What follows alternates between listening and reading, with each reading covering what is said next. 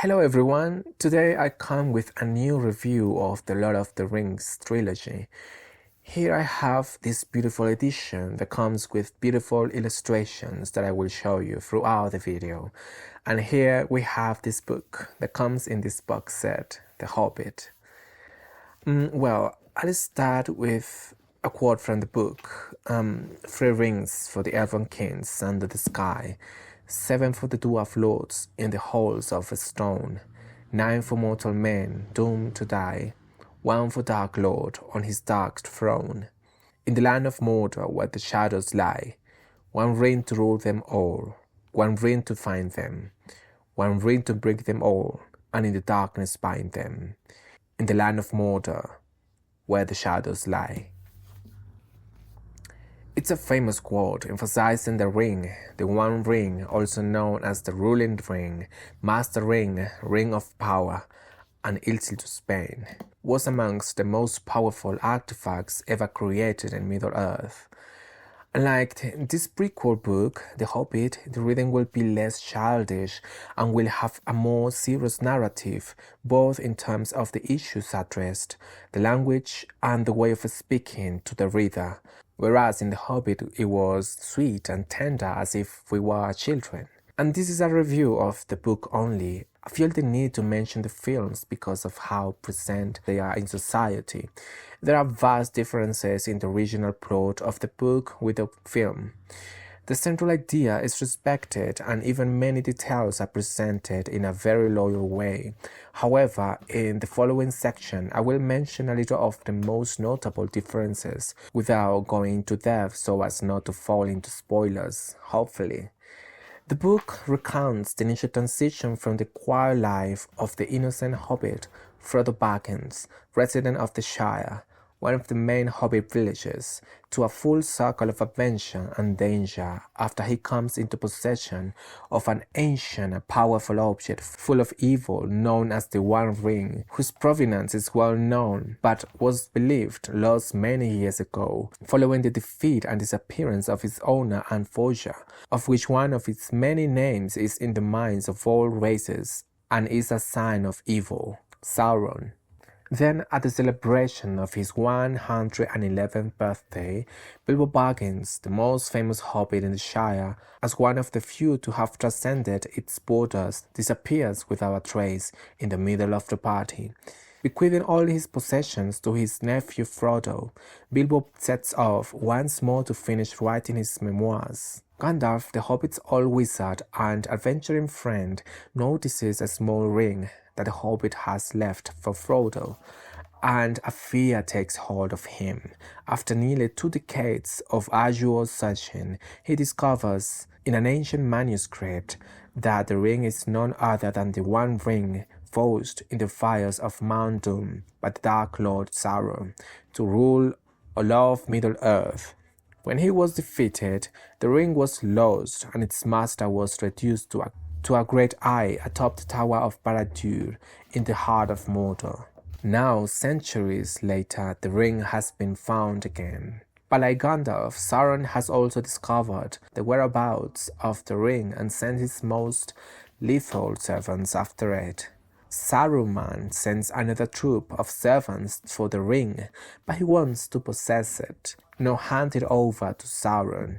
So to save it, the wizard sends Frodo on a journey of dubious return, joined by 3 more of his kind, to Rivendell, land of the elves, where it will be decided what is to be done with the ring. Meanwhile, as the enemy advances and the forces multiply, one false step or bad decision could mean the end of all they have known. It is in this part of the story that Book 2 begins. Here we see what life is like in Rivendell, and Frodo will be reunited with old friends like Gandalf and Bilbo. However, we see that there are other people arriving in Rivendell as well, and that Elrond is planning a great council with representatives from all the peoples of the world to discuss Sauron's movements and the danger of the ring. After much back and forth, the chapter is notorious for its length. The council ends up deciding that it is best that the ring be destroyed, but that to do so, they must throw it into the fires that forged it at Mount Doom in Mordor. Frodo feels an enormous responsibility to destroy the ring and offers himself to carry it to the gates of the enemy. This prompts Sam, Merry, and Pippin to offer to accompany their friend. In addition, Elrond suggests that Gandalf and Aragorn accompany them. Finally, they are joined by Legolas, the Elven Prince of the Black Forest, Gimli, the son of Glóin, representing the dwarfs, and Boromir, representing his father, the steward of Gondor. With the Fellowship of the Ring formed, the party sets off south in search of destroying the ring but also forging the ancient sword of Elendil. With this, the Fellowship sets out on a journey south, and they will begin to cross the Misty Mountains, the ancient dwarven kingdom of Moria, and the elven heaven of Lothlorien, until they reach the point where this book ends.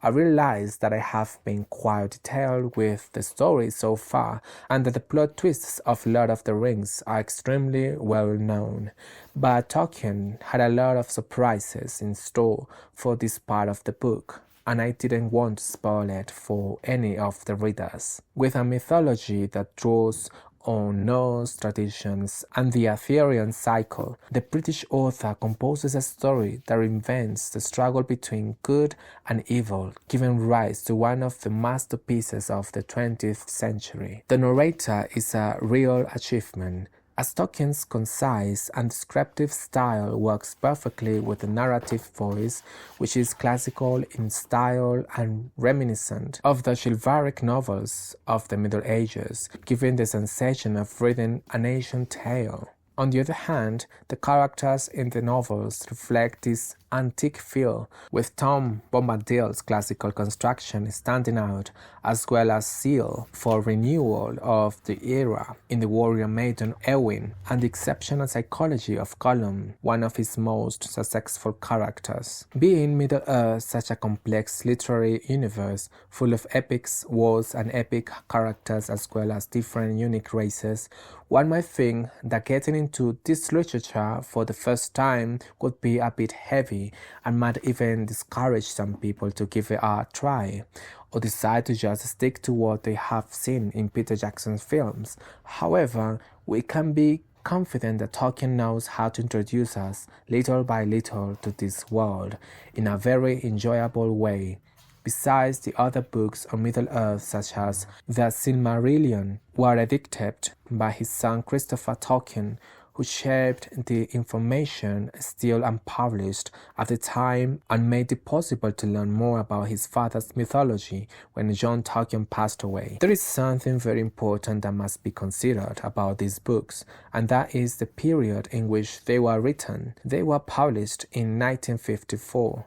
The narrative and the way the plot is handled is somewhat different from what we might find in current fantasy books. It is slower and more descriptive. Despite being a very well accepted and loved book in society, it is well said that it's not a book for everyone. And I mention these words not in the sense of creating elitism or insinuating that those who have read it are better readers than others. That's the idea I would least like to give. But it is true to say that not everyone could digest the first half of the volume. Why is that? Without going into spoilers, the book has a very slow start, unlike the Peter Jackson films, which in fact, the production skips almost the first half of the book to begin Frodo's adventure.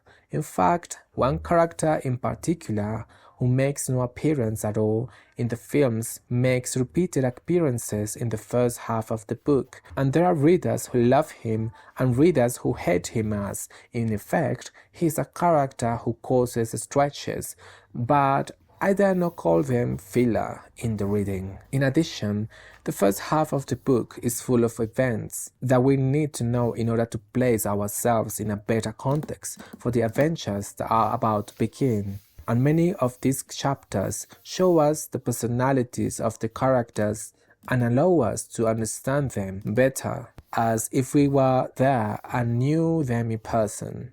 If you don't know where to start in Middle-earth, The Fellowship of the Ring is an excellent choice if you're looking for something more complex than The Hobbit. It's a book that you must read at least once in your life, and a personal advice I give you is to enjoy it. You must change the mentality that it's not like the current books that get you into the plot just starting.